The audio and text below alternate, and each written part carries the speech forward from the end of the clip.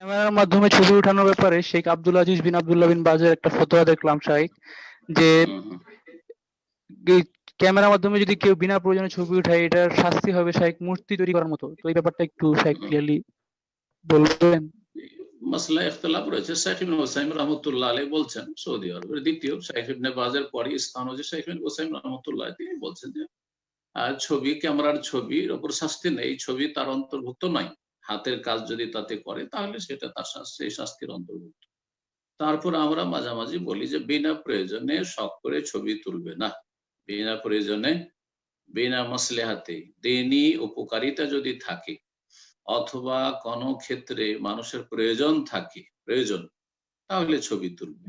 জি হ্যাঁ, তাহলে ছবি তুলে। বিনা প্রয়োজনে শখ করে এই সেলফি তোলা, ছবি তোলা, আর ছবি তুলে স্মৃতি ধরে রাখা ইত্যাদি, এসব নিষ্প্রয়োজন, প্রয়োজন নেই।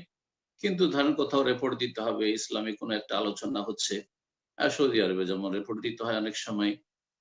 তারপরে আপনার ইফতার পার্টি, সৌদি আরব, কুয়েত থেকে যেসব ইফতার পার্টি গুলো ভারত, বাংলাদেশে, পাকিস্তানে, গরিব দেশগুলিতে দেয়, তাদেরকে রিপোর্ট পেশ করতে হয়।